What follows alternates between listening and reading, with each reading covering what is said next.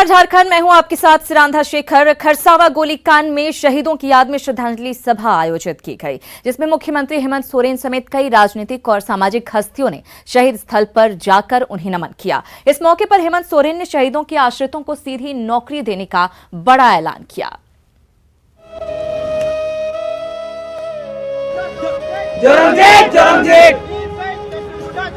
1 जनवरी को नए साल के स्वागत में जहां पूरी दुनिया जश्न और पिकनिक में व्यस्त रहती है, झारखंड के लोग 1948 में शहीद हुए खरसावा के शहीदों को नमन करते हैं।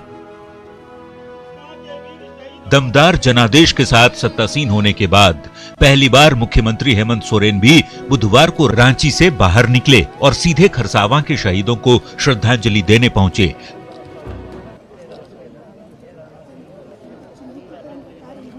जहां हेमंत सोरेन ने इस दिन को झारखंड और खरसावा के लोगों के लिए गौरव और उत्सव का पल बताया। के वीर शहीद अमर रहे, के वीर शहीद अमर रहे। लोग आज पिकनिक मना रहे हैं, कोई पूजा करने जा रहा है, कोई पहाड़ों में, कोई जंगलों में, कोई झरना में, और हम लोग शहीद स्थल पर नमन करने।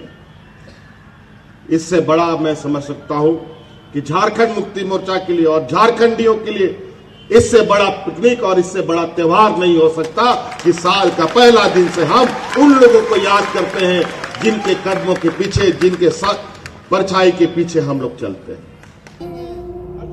शहीदों को नमन करने के बाद जनसभा को संबोधित करते हुए हेमंत सोरेन ने वादा किया कि शहीदों के आश्रितों को न केवल खोज कर सीधी नौकरी दी जाएगी, बल्कि सरकार उनके आश्रितों को सम्मानजनक पेंशन भी देगी। आने वाला समय में खरसावा शहीद के लोगों को खोज कर हमने कहा है, इस राज के आंदोलनकारियों के जो शहीद हुए आश्रितों को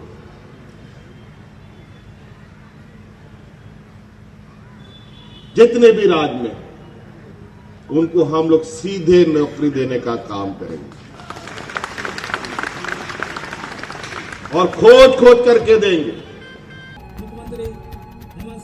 हेमंत सोरेन ने जनता को भरोसा दिलाया कि ये सरकार जनता की है और झारखंड के विकास का खाका और उसे सजाने संवारने का काम भी जनता ही करेगी, सरकार सिर्फ माध्यम होगी।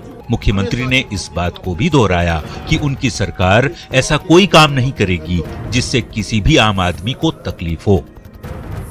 जिम्मेवारी बहुत बड़ी है, चुनौती बहुत बड़ी है। एक तरफ उम्मीद और आशाओं की पहाड़ है, दूसरी तरफ अव्यवस्था की एक बड़ी खाई, और इन्हीं से के बीच से हम रास्ता भी निकालेंगे। कहा जाता है कि खरसावा गोलीकांड में आधिकारिक तौर पर 17 लोग शहीद हुए थे, लेकिन पूर्वजों के मुताबिक सैकड़ों लोग मारे गए थे। ऐसे में जहां कांग्रेस सांसद गीता कोड़ा ने खरसावा कांड की जांच की मांग कर डाली, तो वहीं मधु कोड़ा ने शहीदों के आश्रितों को उनका हक और सम्मान दिलाने की अपील की। क्योंकि वो शहीद हमारे लिए हुए हैं, तो अब हमारा भी कर्तव्य बनता है कि उनके परिवारों को वो सच्ची ये पहचान हम लोग दे सके जिसके वो हकदार हैं। और हम लोग एक उम्मीद करेंगे कि यहाँ के उनके जो शहीद हुए हैं, उनके पूर्वजों को, उनको आश्रितों को एक सम्मान मिले, उसको अधिकार मिले, और जिस उद्देश्य का, जिसके लिए लड़ाई लड़ा गया था, वो अभी भी अधूरा है, उसको पूरा करने के लिए सरकार काम करे। वहीं सरकार बनाने के बाद अपनी पहली जनसभा में हेमंत सोरेन ने सरकार की ओर से जनता के हर मुद्दों पर नीति और नीयत साफ करने की कोशिश की। सीएम ने साफ तौर पर कहा कि उनकी सरकार झारखंड में उद्योग लगाने वालों के साथ जमीन मालिकों को भी संरक्षण देगी। साथ ही सीएम ने संकल्प लिया कि प्रदेश में एक भी इंसान की भूख से मौत नहीं होने देंगे और हर चुनौतियों का सामना करते हुए एक मजबूत झारखंड का निर्माण करेंगे। सरायकेला खरसावा से विकास कुमार के साथ अन्नी अमृता की रिपोर्ट।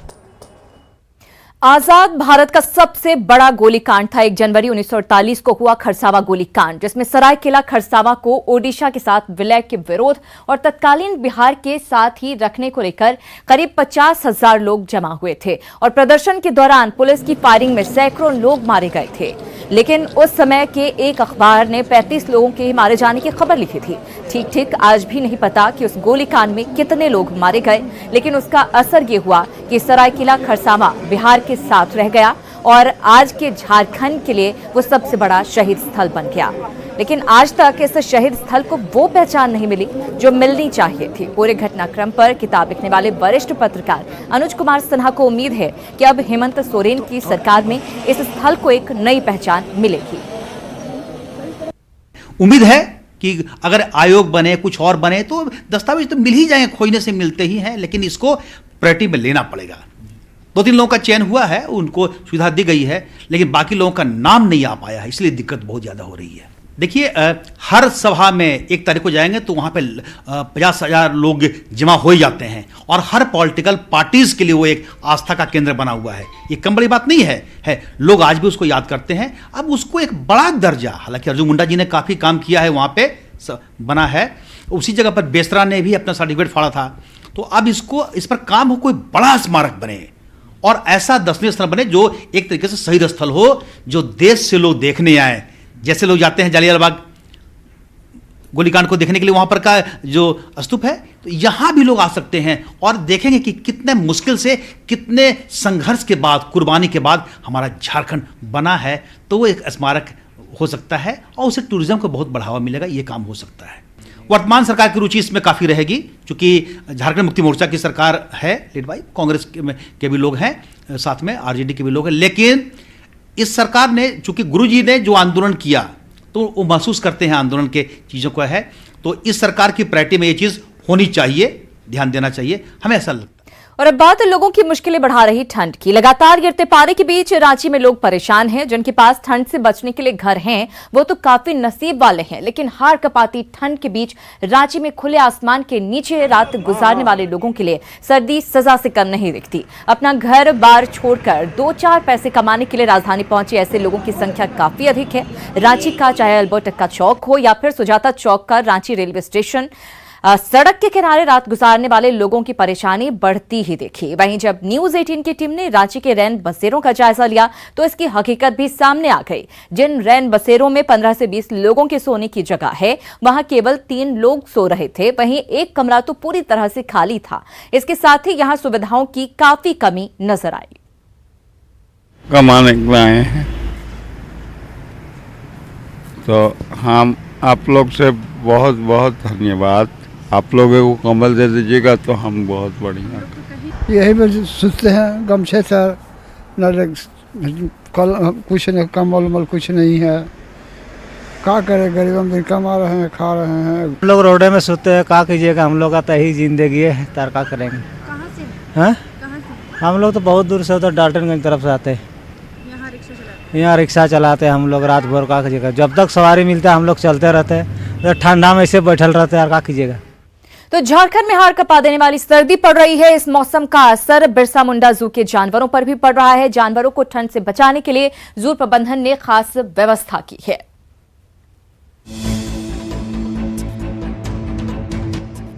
राजधानी रांची में ठंड ने सभी रिकॉर्ड तोड़ दिए हैं। बात अगर कल रात की करें तो पारा 3 से 4 डिग्री के बीच डोलता रहा। कड़ाके की ठंड से आदमी तो आदमी, जानवर भी खासे परेशान रहे। बिरसा मुंडा चिड़ियाघर के जानवरों पर हाड़ कपा देने वाली ठंड का असर ना पड़े, इसके लिए जू प्रशासन को कड़ी मशक्कत करनी पड़ रही है। जू प्रबंधन ने जानवरों को ठंड से बचाने के लिए खास व्यवस्था की है, जिसमें बाघ, शेर, चीता, तेंदुआ जैसे जानवरों के पिंजरे में हीटर, जानवरों के बैठने के लिए पिंजरे में लकड़ी के तख्त की व्यवस्था, केज के बाहर केमिकल वॉशर, हाथी के लिए अलाव की व्यवस्था, पक्षियों और शाकाहारी जानवरों के लिए फूस और पुआल की व्यवस्था जैसे उपाय किए गए हैं। ठंडा से बचने के लिए टाइगर का चट शाम में बिछाते हैं, पटरा बिछाते हैं, फिर पुआल जमीन में देते हैं और जो भी ठंडा से बचने के लिए फिर डॉक्टर साहब दवा भी देते हैं। इन सब के अलावे जानवरों के खान पान पर भी विशेष ध्यान दिया जा रहा है। भोजन में जहां कार्बोहाइड्रेट्स की मात्रा बढ़ाई गई, तो वहीं पशुओं के स्वास्थ्य की निगरानी के लिए पशु चिकित्सकों की एक टीम लगातार मॉनिटरिंग में जुटी है। हम हाई कार्बोहाइड्रेट डाइट, जिससे कि ठंड से लड़ने की शक्ति उसके शरीर में आ जाए, उसके लिए हम लोग की व्यवस्था करते हैं और आहार की मात्रा बढ़ाते हैं। आहार में बेसिकली गुड़, गन्ना, महुआ, इन सभी चीजों का समावेशन किया जाता है। जाहिर है, कड़ाके की ठंड इंसान और जानवर दोनों के लिए परेशानी का सबब बना हुआ है। ऐसे में बिरसा जू प्रबंधन द्वारा किए गए उपाय जानवरों के लिए काफी मददगार होने की संभावना जताई जा रही है। उपेंद्र कुमार, न्यूज़ 18, रांची। तो कड़ाके की ठंड ने न सिर्फ आम लोगों को परेशान कर रखा है, बल्कि जानवर भी इससे परेशान हैं। हालांकि उनकी परेशानी दूर करने की कोशिश जरूर की जा रही है, लेकिन इधर एक और झटका लोगों को मिला है। नए साल के आगाज के साथ ही भारतीय रेल ने लोगों को बड़ा झटका दिया है। 1 जनवरी से ही रेलवे ने यात्री किराए में वृद्धि कर दी है, जिससे आम लोगों पर महंगाई की डबल मार पड़ी है। महंगे सफर से नए साल का स्वागत, प्रति किलोमीटर की दर से बढ़ा किराया, 1 पैसे से 4 पैसे तक की वृद्धि। जी हां, महंगाई की मार झेल रहे आम आदमी को रेलवे ने महंगे सफर के रूप में नए साल का तोहफा दिया है। शायद ऐसा पहली बार है कि ट्रेनों के बढ़े हुए टेंशन के साथ रेल यात्रियों ने नए साल का स्वागत किया। जनरल बॉगी से लेकर एसी के हर क्लास तक सफर महंगा हो गया है। किराए में प्रति किलोमीटर 1 पैसे से लेकर 4 पैसे तक की वृद्धि की गई है, जिसका असर लंबी दूरी के यात्रियों पर ज्यादा पड़ रहा है। बढ़े हुए किराए को लेकर लोगों ने नाराजगी जताई है। ये तो आम नागरिकों पर भार है और किराया बढ़ने के साथ साथ अगर उस अनुपात में अगर सुविधाएं बढ़ती हैं तो निश्चित रूप से यात्रियों को इससे नाराजगी कम होगी। ये तो बिल्कुल गलत हुआ है, किराया तो नहीं बढ़ना चाहिए, क्योंकि महंगाई को देखते हुए तो बढ़ना नहीं चाहिए। अब जरा बढ़े हुए किराए को भी जान लीजिए। साधारण ट्रेनों के नॉन एसी सेकंड क्लास के किराए में प्रति किलोमीटर 1 पैसे की बढ़ोतरी की गई है। स्लीपर क्लास के लिए भी किराए में 1 पैसे की वृद्धि की गई है, जबकि फर्स्ट क्लास के किराए में 1 पैसे की बढ़ोतरी की गई है।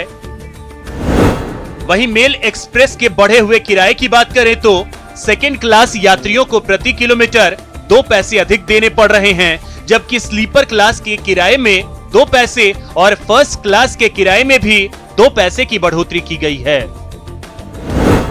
वहीं एसी के हर class, chair car, 3 tier, 2 tier और फर्स्ट क्लास में 4 पैसे प्रति किलोमीटर ज्यादा देने पड़ रहे हैं। हालांकि कुछ लोगों का मानना है कि किराया फुल और सुविधा गुल वाली स्थिति में किराया बढ़ाना सिर्फ जनता को चूना लगाना है। उतना कोई खास नहीं हुआ है ना, 10 रुपये बढ़ा है और उससे होने वाला कुछ होने वाला नहीं है ना। रांची के वैसे लोगों की राय है किराया बढ़ने पर जो रोज रेल का सफर करते हैं, रेल की यात्रा करते हैं, साफ उन्होंने कहा कि अगर किराया बढ़ा है तो फिर रेलवे की सुविधाएं भी बढ़नी चाहिए। कैमरामैन संजीव तिवारी के साथ उपेंद्र, न्यूज़ 18, रांची। और नए साल के मौके पर रिम्स में भर्ती लालू प्रसाद को बधाई देने के लिए काफी संख्या में कार्यकर्ता पहुंचे। कोई मंदिर में पूजा के बाद प्रसाद लेकर पहुंचा तो कई गुलाब का फूल लेकर आया। सभी समर्थकों ने एक लिस्ट बनाकर गुलाब और पूजा के प्रसाद को लालू तक भिजवाया। हम लोग आपके माध्यम से लालू जी को विश करना चाहते हैं, क्योंकि 1 जनवरी है, 2019 हम लोगों के लिए शुभ रहा, 2020 में बिहार में चुनाव है, इससे भी शुभ हो, इसके लिए हम लोग उनको बधाई देने आए हैं कि 2020 भी 2019 हमारे राष्ट्रीय अध्यक्ष महागठबंधन के नायक का रहा और 2020 भी महागठबंधन के नायक का ही रहे, इसके लिए उनको बधाई देने आए हैं। वहीं झारखंड के मुख्यमंत्री हेमंत सोरेन ने न्यूज 18 के जरिए प्रदेशवासियों को नए साल की शुभकामनाएं दी हैं और संकल्प लिया है कि नए साल में नई सोच के साथ प्रदेश को नई ऊंचाई तक पहुंचाया जाएगा। मेरी ओर से पूरे राज्यवासियों को और न्यूज 18 के दर्शकों को नए साल की ढेर सारी शुभकामनाएं और नई आशा और उम्मीद के साथ और सबके साथ और सबके सहयोग के साथ हम लोग आगे बढ़ेंगे। और झारखंड के पूर्व मुख्यमंत्री रघुवर दास ने प्रदेशवासियों को नए साल की शुभकामनाएं दी। साथ ही उन्होंने नई सरकार को भी बधाई दी है। नए साल के मौके पर जुस्को के एमडी समेत कई लोगों ने रघुवर दास से मुलाकात कर उन्हें नए साल की बधाई दी।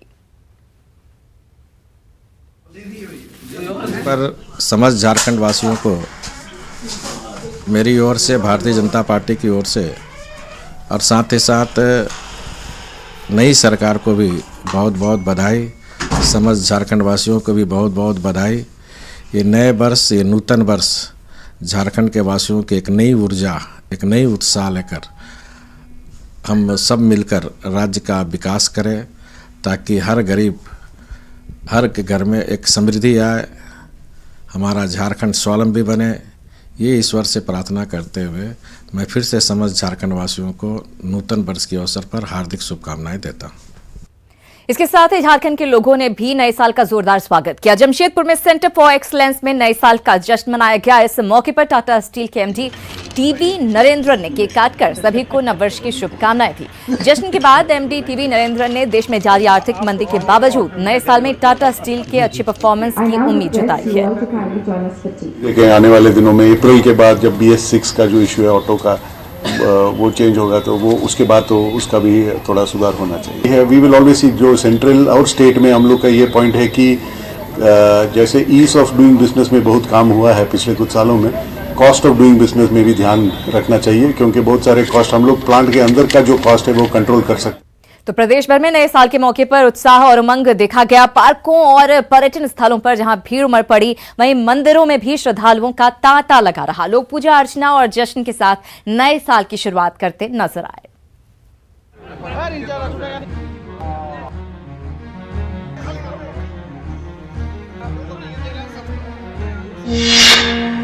जश्न और भगवान की आराधना के साथ लोगों ने नए साल की शुरुआत की।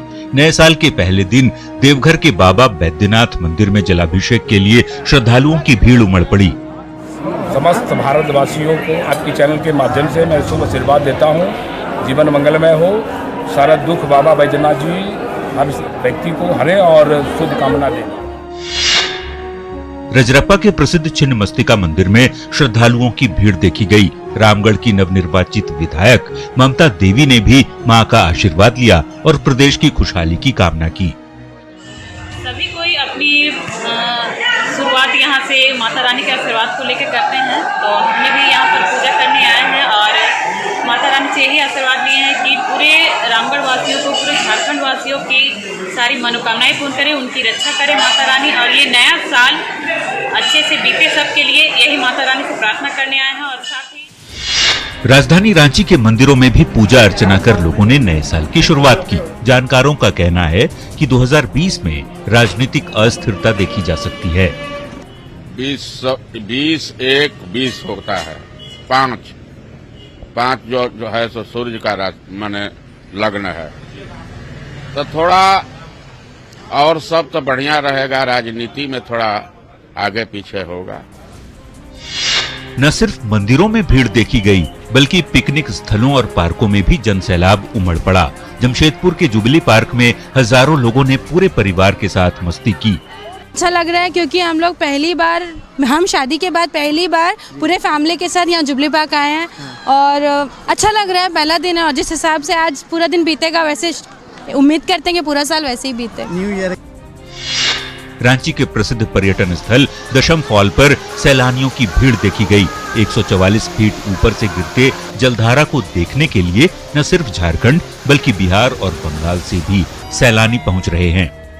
यहाँ पे आके मेरे को बहुत अच्छा लगा क्योंकि मैंने फर्स्ट टाइम यहाँ पे अटेंड किया है एंड यहाँ का नज़ारा बहुत अच्छा है। लोगों को कहना चाहूँगी कि हाँ, यहाँ पे हमेशा आए क्योंकि ये घूमने के लिए बहुत ही अच्छा प्लेस है। उपराजधानी दुमका के मयूराक्षी नदी पर बने मसांजोर डैम पर भी लोग नए साल का जश्न मनाते देखे गए। लोगों ने पूरे परिवार के साथ पिकनिक मनाई। धनबाद के मैथन डैम पर भी सैलानियों की भीड़ उमड़ पड़ी। लोग अपने परिवार के साथ पिकनिक मनाने पहुंचे। लोहरदगा के पिकनिक स्पॉटों पर भी लोग नए साल का जश्न मनाते नजर आए। खराब मौसम के बावजूद पर्यटन स्थलों पर लोगों की भीड़ देखी गई। देवघर के पर्यटन स्थलों पर लोग नए साल का जश्न मना रहे थे। नंदन पहाड़ पर लोग अपने परिवारों के साथ आए और नए साल का इस्तकबाल किया। लोग अपने पूरे परिवार के साथ नए साल का जश्न मना रहे हैं, लेकिन कुछ ऐसे भी हैं जिनका अपना कोई नहीं। गुमला के अनाथालय में रहने वाले भी बच्चे अपने तरीके से नए साल को सेलिब्रेट करते देखे गए। Bureau report, news 18। तो एक तरफ जहां प्रदेश भर में लोग नए साल के स्वागत में जश्न मना रहे हैं, वहीं रिम्स के एक रैन बसेरे में एक मरीज आखिरी सांसें गिन रही है। डॉक्टरों ने हाथ खड़े कर दिए हैं, लेकिन मरीज के पिता की उम्मीदें खत्म होने का नाम नहीं ले रही हैं।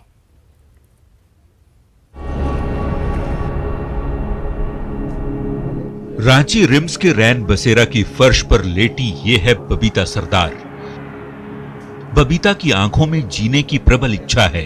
पिता भी इस उम्मीद में अपनी बेटी को लेकर यहां बैठा हुआ है कि इतने बड़े अस्पताल के पास बीमार बेटी के लिए कोई ना कोई इलाज होगा और उसकी बेटी ठीक हो जाएगी। लेकिन रिम्स के डॉक्टरों ने साफ साफ कह दिया है कि बबीता के पास अब महज 10 से 12 दिनों की ही सांसें शेष रह गई हैं, लिहाजा उसे घर ले जाना ही बेहतर है। तो बोला कि नहीं, इसका तो आप लोग तो लास्ट पोजीशन में ला दिए हैं, इसका अभी क्या उपाय करेंगे। डॉक्टर बोले कि नहीं, ये तो मरने वाली है, करीब 2 से 12 रोज के बाद ही मर जाएगी। उस पिता के दर्द को समझना ज्यादा मुश्किल नहीं, जिस पिता ने अपनी बेटी को 30 सालों तक पाला और आज वो बेटी उसकी आंखों के सामने दम तोड़ रही है, जिसे रिम्स के डॉक्टरों ने जवाब दे दिया। 4-5 महीने पहले इस पिता को पता चला कि उनकी बेटी को गंभीर बीमारी है। तब से वो पता नहीं कितनी बार रांची और जमशेदपुर के डॉक्टरों को अपना दर्द सुना चुके, लेकिन अब तो सब कुछ हाथ से निकलता हुआ दिख रहा है। हम लोग फिर बहुत बार रिक्वेस्ट किए, सर देखिए, बोलते हम लोग बहुत गरीब आदमी है, इतना बड़ा हॉस्पिटल ला करके अगर आप लोग इसका ट्रीटमेंट नहीं कीजिएगा तो हम लोग घर ले जा करके क्या करेंगे। देखिए, फर्स्ट ऑफ ऑल तो सुप्रीम कोर्ट का लॉ है कि कोई भी सरकारी अस्पताल किसी भी पेशेंट को कभी मना नहीं कर सकता है, चाहे वो लास्ट पोजीशन में है। पिता और परिजनों की दलील अपनी जगह, लेकिन एक वक्त ऐसा भी आता है जब धरती के भगवान कहे जाने वाले डॉक्टरों के हाथों में भी कुछ नहीं रह जाता और वो भी अपने हाथ खड़े कर देते हैं। बबीता के मामले में भी ऐसा ही हुआ। बबीता का कैंसर आखिरी स्टेज में है। अभी हम कोई भी ऐसे केस को नहीं ले सकते हैं जिसका कि जैसे टाटा मेमोरियल हॉस्पिटल हर तरह के केस को ले सकता है, उससे विदेश में उससे भी ज़्यादा हो सकता है, तो अभी वैसी सुविधा हमारे यहाँ नहीं है। उम्मीद का लौ हमेशा जलता रहता है, लेकिन मेडिकल साइंस की भी अपनी सीमा है। रिम्स के डॉक्टरों ने अपनी इस सीमा के बारे में बबीता के परिजनों को बता दिया है, लेकिन बबीता के पिता अब भी उम्मीद लगाए बैठे हैं। न्यूज़ 18 के लिए रांची से उपेंद्र कुमार की रिपोर्ट।